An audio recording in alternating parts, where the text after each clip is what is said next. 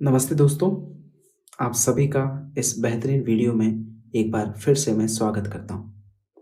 मेरा नाम है श्रवण कुमार और आज के इस वीडियो में हम बात करने वाले हैं यूपीएससी प्रीलिम्स 2026 के लिए जो इम्पोर्टेंट टॉपिक्स हैं उनसे रिलेटेड। ये वो हाई हील टॉपिक्स हैं जिनसे हर साल कहीं न कहीं सवाल बनता है। साथ ही बात करेंगे कि प्रीलिम्स एग्ज़ाम के लिए करंट अफेयर्स कितना ज़रूरी है और स्टैटिक पोर्शन कितना ज़रूरी है। और लास्ट में कुछ ऐसी चीज़ों पर बात करेंगे जिससे आपको कम से कम 10 से 15 नंबर एक्स्ट्रा बेनिफिट मिल सके। ठीक है? तो इस वीडियो को आपको लास्ट तक देखना है और एक-एक टॉपिक को अच्छे से समझना है, एक-एक चीज़ को अच्छे से समझना है क्योंकि ये जो 100 दिन है आपके पास, वो रिवीजन के दिन होते हैं, टेस्ट देने के दिन होते हैं और पीवाईक्यूज़ को एनालिसिस करने के दिन होते हैं। तो इस वीडियो को लास्ट तक देखना है और अगर आप चैनल पर नए हैं तो चैनल को सब्सक्राइब कर देना है। मैंने पीटी 365 की जो करंट की मैगज़ीन्स है ना, उनकी रिवीजन वीडियोस को भी अपलोड कर दिया है। अभी ज्योग्राफी और एनवायरनमेंट की वीडियोस अपलोड हो चुकी है, आप जाके देख सकते हैं। और नेक्स्ट जो अपकमिंग साइंस टेक से रिलेटेड जो मैगज़ीन है पीटी 365 की और इकोनॉमी से रिलेटेड है, तो उनको भी अपन रिवीजन क्लास के रूप में अपलोड करेंगे। टेलीग्राम चैनल को आपको ज़रूर जॉइन करना है क्योंकि प्रथम आईएएस 5 फुल लेंथ टेस्ट को कंडक्ट करवाने वाला है, वो भी फ्री ऑफ कॉस्ट। तो उसके लिए आपको टेलीग्राम चैनल को जॉइन करना है जिससे आपको लेटेस्ट अपडेट टाइम पर मिल जाए। पहला टेस्ट अपना 15 फरवरी से स्टार्ट है, ठीक है? तो वीडियो को स्टार्ट करते हैं। देखिए, मैं ये मतलब जोर देकर ये बात कहना चाहूँगा कि जो स्टैटिक पोर्शन है ना आपके एग्ज़ाम का, वो सबसे ज़्यादा इम्पोर्टेंट है। वो क्यों है? इस पर अपन डिटेल में थोड़ा बातचीत करेंगे। देखिए, सबको ये लगता है कि करंट अफेयर्स बहुत ज़्यादा इम्पोर्टेंट है, सारी चीज़ें। लेकिन ये सिर्फ एक मिथ है। आपको करंट अफेयर्स से डायरेक्ट क्वेश्चन या तो साइंस टेक से मिलने देखने को मिलेंगे, ठीक है? या फिर कुछ एनवायरनमेंट के सवाल देख सकते हैं। लेकिन हर एक सवाल स्टैटिक्स के साथ में करंट अफेयर्स को जोड़ करके पूछता है, ठीक है? कुछ सब्जेक्ट ऐसी है जैसे पॉलिटी होगी, ज्योग्राफी होगी, वहाँ से इन दोनों से मिला करके लगभग 30 सवाल आपको डायरेक्ट देखने को मिल सकते हैं, जो कि अगर आपका कंसेप्ट अच्छा है ना? सब्जेक्ट का कंसेप्ट अच्छा है, तो आप इनको 80% एक्यूरेसी के साथ में सॉल्व कर सकते हैं, ठीक है? तो ये चीज़ें हैं ज्योग्राफी और पॉलिटी से रिलेटेड। और ये पिछले मैं क्या कह रहा हूँ 50 साल के आप क्वेश्चन उठा के देख लो, ये सेम ट्रेंड रहा है इन दोनों सब्जेक्ट को लेकर के, ठीक है? अब देखिए, करंट अफेयर्स में क्या रहता है कि सबको लगता है न्यूज़ हेडलाइन है, साल भर ये न्यूज़ में रहा है या फिर 2-3 महीने अच्छे से न्यूज़ में रहा है, आपने उसको पढ़ लिया, ठीक है? जैसे कि एग्जांपल लेते हैं कि किसी राज्य के गवर्नर ने इस्तीफा दे दिया पॉलिटिकल रीज़न की वजह से, ठीक है? अब अपने लिए क्या इम्पोर्टेंट है? अपने लिए इम्पोर्टेंट है कि इस राजनीतिक खबर को सिर्फ राजनीति के नज़रिए से नहीं पढ़ना है। अगर राज्यपाल न्यूज़ में रहा है, तो आर्टिकल 200, 201 में जो राज्यपाल की शक्तियाँ हैं, उनको पढ़ना है ना?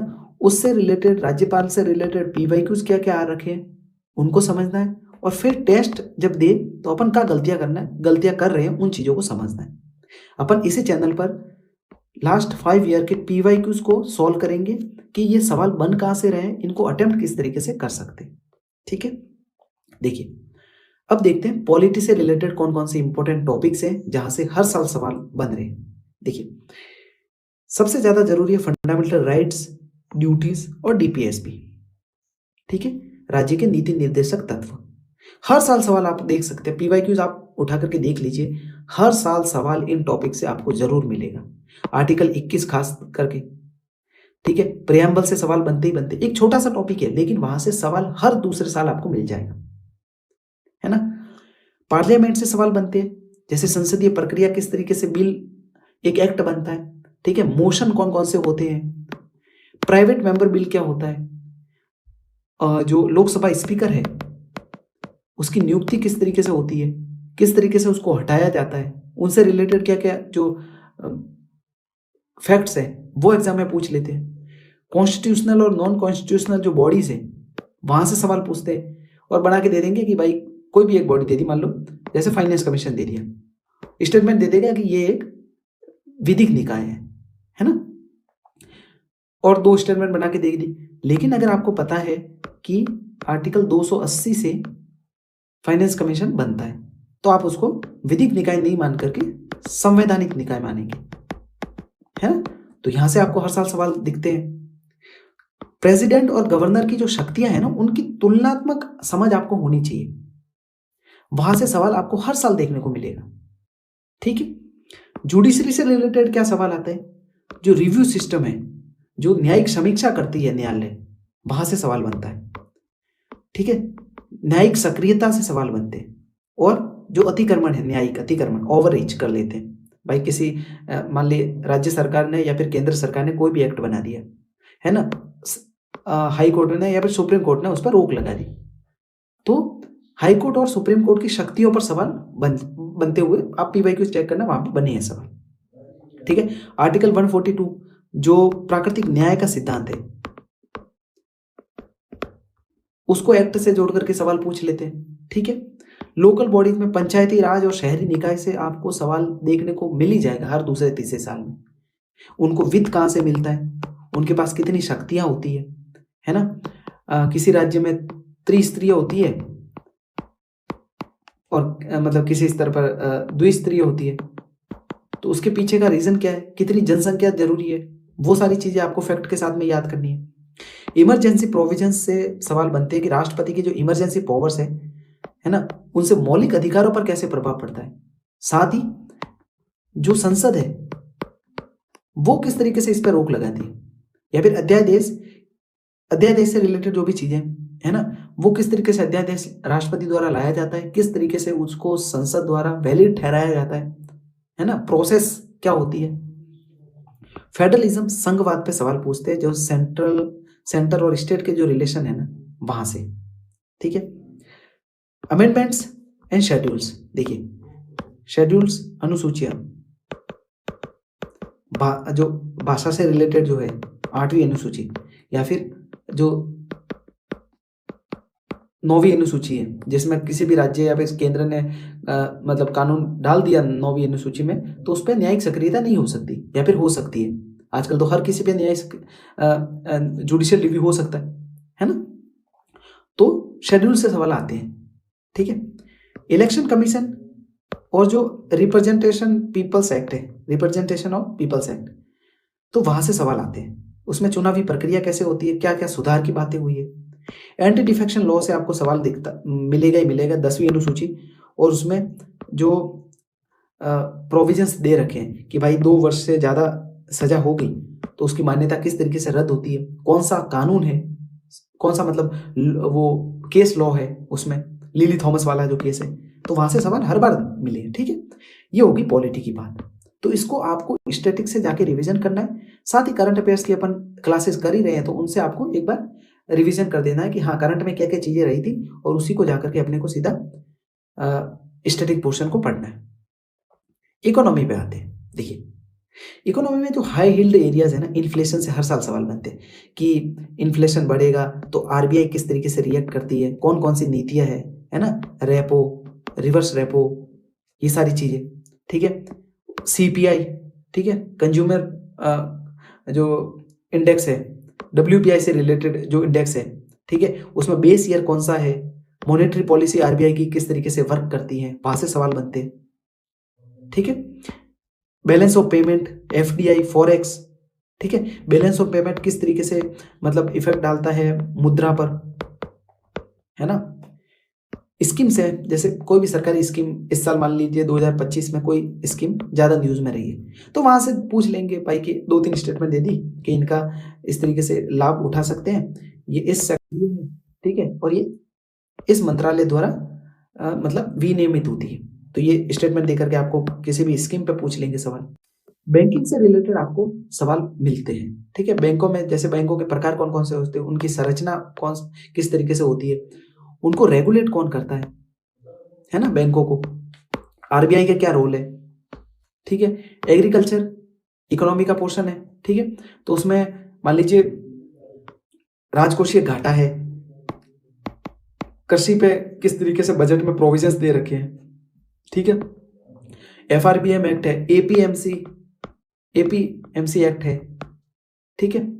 तो ये सारी चीजें किस तरीके से भारत में एग्रीकल्चर सेक्टर को किस तरीके से रन कर रही है, वहां से सवाल बनते हैं। एलपीजी रिफॉर्म से रिलेटेड सवाल बनते हैं, WTO के टैरिफ वगैरह, ये सारी चीजें इकोनॉमी से पूछते हैं। एनवायरमेंट देखिए, एनवायरमेंट की स्टैटिक्स पे पकड़ आपको थोड़ी ठीक से होनी चाहिए। साथ ही एनवायरमेंट से रिलेटेड जो करंट में चीजें रही है ना अपडेट, मान लीजिए किसी एक्ट में कोई बदलाव हुआ है, ठीक है, कुछ अनुसूचियों में बदलाव हुआ है, IUCN की जो लिस्ट है उसमें कुछ अपडेट आए हैं, तो वो आपको पता होना चाहिए। जैसे कि नेशनल पार्क कौन कौन से नए बने हैं, ठीक है, टाइगर रिजर्व कौन से नए बने हैं, बायोस्फीयर रिजर्व, ठीक है, रामसर साइट्स। तो वहां से आपको लोकेशन पे सवाल पूछ सकते हैं। बायोडायवर्सिटी में हॉटस्पॉट इंडिया में कौन कौन से रीजन में है, IUCN स्टेटस किस प्रजाति का क्या है, तो वो थोड़ा आपको एक बार हल्का हल्का सा नॉलेज होना चाहिए। और उन्हीं प्रजातियों के बारे में जो कि न्यूज में रही है, अपन ने PT 365 की एनवायरमेंट वाली बुकलेट है वो भी करवा दी है, तो उसको आप जाके रिवाइज कर सकते हैं यहाँ से, ठीक है। बाकी food chain, ecosystem, carbon cycle, यहाँ से भी सवाल हर 3-4 साल में आपको देखने को मिल सकते हैं। एक्ट और बॉडी से सवाल काफी बनते हैं। देखिए, फॉरेस्ट कंजर्वेशन एक्ट क्या है, ठीक है, जो पॉल्यूशन से रिलेटेड जितने भी एक्ट है उनको देखना है आपको, उनमें क्या क्या प्रोविजन दे रखे हैं। CAQM काफी न्यूज में था दिल्ली के पॉल्यूशन को लेकर के, ड्रेफ्ट काफी न्यूज में था दिल्ली के पॉल्यूशन को लेकर के, तो उसको पढ़ना है आपको जाके। क्लाइमेट चेंज में देखिए, जो कन्वेंशन होती है ना, COP मीटिंग्स, अभी COP 30 हुई थी, तो COP 30 से क्या क्या प्रोविजंस दे रखे हैं, है ना, उसको आपको एक बार रिवाइज करना पड़ेगा, ठीक है। ये एनवायरमेंट से रिलेटेड कुछ टॉपिक्स है जहां से हर साल सवाल बने हैं। हिस्ट्री से आपको पता है, देखिए hot topics, Indus valley civilization से मैप वाले सवाल आते हैं, कोई स्थान है वो कहां पर स्थित है, ठीक है, इस तरीके से। बुद्धिज्म और जैनिज्म से आपको 100% इस टॉपिक को अच्छे से तैयार करना है। इनकी शिक्षाएं क्या क्या है, ठीक है, टीचिंग्स क्या क्या है इनकी, इनको आपको ठीक से पढ़ना है। इनकी जो संगतियां हुई थी, ठीक है, उनको पढ़ना है। उनके टाइम पे अध्यक्ष कौन था, इन दोनों धर्मों के बीच में अंतर क्या है टीचिंग्स को लेकर के, ठीक है, उनको देखना है आपको, ठीक है। फिर जितने भी इनके संप्रदाय है उनमें क्या क्या डिफरेंस है एक दूसरे को लेकर के, क्यों मतभेद पैदा हुए, वो सारी चीजें पूछते हैं। भक्ति मूवमेंट और जो सूफी मूवमेंट थे, वहां से कुछ मतलब जो विद्वान थे उनके कुछ शिक्षाओं को लेकर के, या फिर उनकी जो मान्यताएं थी ना, वहां से सवाल बनते हैं। जैसे रामानुजाचार्य पे आया था, रामानुज पे आया था, ठीक है, क्यों, क्योंकि वो करंट में थे, उनकी कहीं मूर्ति स्थापित की गई थी, इसीलिए। तो हिस्ट्री की भी जो अपन करंट वाली चीजें पढ़ेंगे तो वहां से स्टैटिक को जोड़ करके आपको पढ़नी है चीजें। मंदिर वास्तुकला, ठीक है, मंदिरों को ऐसे लोकेशन से जोड़कर देख लेंगे, पूछ लेंगे, या फिर इनकी शैली को लेकर के सवाल पूछते हैं, ठीक है। शास्त्रीय भाषाएं कौन कौन सी है, अभी कुछ नई ऐड हुई है, उनको लेकर के आपको पढ़ना पड़ेगा, ठीक है। नृत्य है। लिटरेचर में संगम साहित्य से काफी सवाल बनते हैं हर साल, है ना, और जो संगम युग था ना वो भी काफी इंपॉर्टेंट है। साउथ के जो साम्राज्य रहे थे, चेर, चोल, पांड्या, है ना, वहां से सवाल आपको देखने को मिलेगा। मॉडर्न हिस्ट्री में बात करें तो देखिए, कुछ जो एक्ट थे ना 1773 से लेकर के 1947 तक, इनमें से अभी ज्यादा जो इंपॉर्टेंट है ना वो 1909, 1919 और 1935 वाला एक्ट, इन तीनों को आपको अच्छे से पढ़ना है। और उसके बाद में जो गांधी जी आए ना 1905 के बाद 1947 तक, तो उसमें क्या क्या बदलाव हुए, क्या क्या मतलब चीजें बदलती हुई देखने को मिली, वहां से सवाल आपको देखने पड़ेंगे, ठीक है। कुछ विद्रोह हुए, मूवमेंट होते थे, ट्राइबल और पीजेंट मूवमेंट देखने को मिलेंगे, जैसे संताल है, बिरसा मुंडा से रिलेटेड है, ठीक है। तो उन आंदोलनों को आपको ठीक से पढ़ना है, कहां पर हुए थे, इनकी लोकेशन देखनी है। साथ ही कुछ पुस्तकें और संस्थाएं भी उस टाइम में न्यूज में थी, जैसे कांग्रेस से पहले कौन कौन सी संस्थाएं काम कर रही थी, कांग्रेस के बाद में कौन कौन सी संस्थाएं एक्टिव हुई, उन चीजों को आपको पढ़ना है, ठीक है। ज्योग्राफी में देखिए, ज्योग्राफी में क्लाइमेटोलॉजी से सवाल ठीक ठाक बनते हैं, मॉनसून से रिलेटेड है, एल निनो, ला नीना, जेट स्ट्रीम, साइक्लोन, ठीक है, ये कैसे बनती है, इनकी कंडीशंस क्या होती है, ठीक है। फिजिकल फीचर्स में ज्वालामुखी, इनकी लोकेशन पूछ लेंगे हालिया घटनाओं के आधार पर। भूकंप, ठीक है। प्लेट टेक्टोनिक थ्योरी से सवाल पूछ लेंगे। तो आपको ज्योग्राफी में क्या है, आपको इसकी बेसिक समझ होनी चाहिए, है ना। इसके कॉन्सेप्ट जितने भी है ना वो आपको एकदम क्लियर होने चाहिए, और उसके लिए 11th-12th की जो एनसीईआरटी है वो सफिशियंट है, ठीक है। ड्रेनेज सिस्टम में नदियां, उनकी लोकेशन, कौन किसकी सहायक नदी है, ठीक है, कहाँ से उत्पन्न होती है, महासागर कौन सा है, कहाँ जहाँ पर ये गिरती है, ठीक है। खनिज, कहाँ पर कौन सा खनिज मिलता है, और जो खनिज रिपोर्ट होगी ना उसको भी अपन कवर करवा देंगे, ठीक है। बाकी मैपिंग में, वर्ल्ड मैपिंग में जैसे ब्लैक सी से आसपास जितने भी हॉट एरियाज हैं वहां से पूछेंगे सवाल, क्योंकि ब्लैक सी के आसपास जितने भी अनस्टेबल कंट्रीज हैं वहां से सवाल बने हैं। जैसे यूक्रेन रसिया के लोकेशन से सवाल बनते हैं, जो मध्य एशिया की कंट्रीज है वहां से सवाल बने हर बार, ठीक है। विवादित द्वीप जो है उसके आसपास जो लोकेशन है उनको आपको पढ़ना पड़ेगा। कुछ स्ट्रेट्स है, ठीक है, जल संधियां, स्थल संधियां, वहां से सवाल बनते हैं। साइंस टेक में आपको पता है जो करंट में बेसिकली जो चीज रही है ना वहां से सवाल पूछेंगे, और एप्लीकेशन बेस्ड सवाल पूछते हैं जिसको आप आराम से एलिमिनेट भी कर सकते हैं, कैन बी, है ना। ये मोस्टली वर्ड यूज करते हैं कि ये हो सकती है, ये टेक्नोलॉजी इस तरीके से यूज हो सकती है। बायोटेक में स्टेम सेल से रिलेटेड है ना। वैक्सीन किस किस टाइप की होती है, कोरोना के टाइम पे 2 साल लगातार ये सवाल आया था प्रीलिम्स में। डीएनए टेक्निक्स किस तरीके से यूज में ली जाती है। स्पेस टेक में उपग्रह, किस राष्ट्र ने कौन सा उपग्रह छोड़ा है, मिलान करने वाला पूछ सकते हैं। लॉन्च व्हीकल से रिलेटेड है ना, जीएसएलवी, पीएसएलवी, यहाँ से सवाल बनते हैं। हालिया मिशन जो न्यूज में रहे हैं, विशेषकर जो कि असफल हुए उनको ज्यादा पूछेंगे, ठीक है।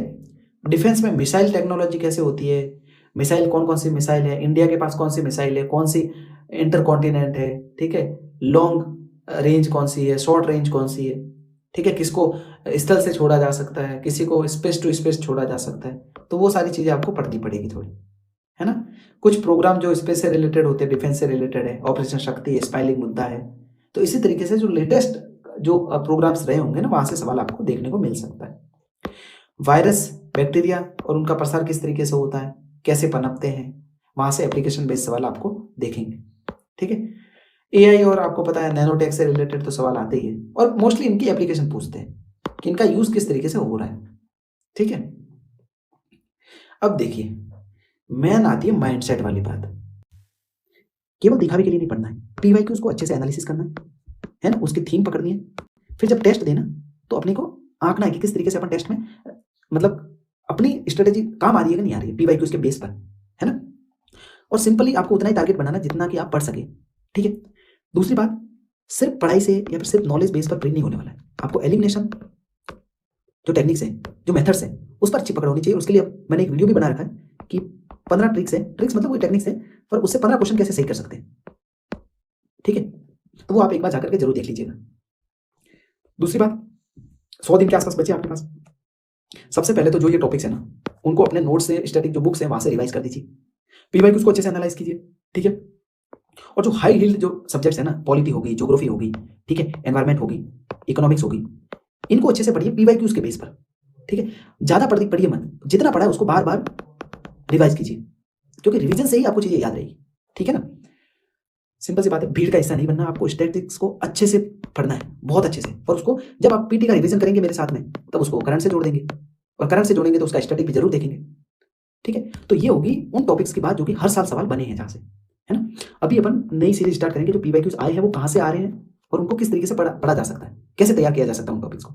तो पूरे प्रीलिम्स तक हम जुड़े रहेंगे इस चैनल पर। तो आपको अपडेट रहना है, सब्सक्राइब करना है और वीडियो को लाइक करना है, दोस्तों के साथ शेयर कर सकते हैं, लेकिन आपको चैनल के साथ में जुड़े रहना है। तो आज के वीडियो में इतना ही, अगले किसी हेल्पफुल वीडियो में मिलेंगे अपन, तब तक के लिए धन्यवाद।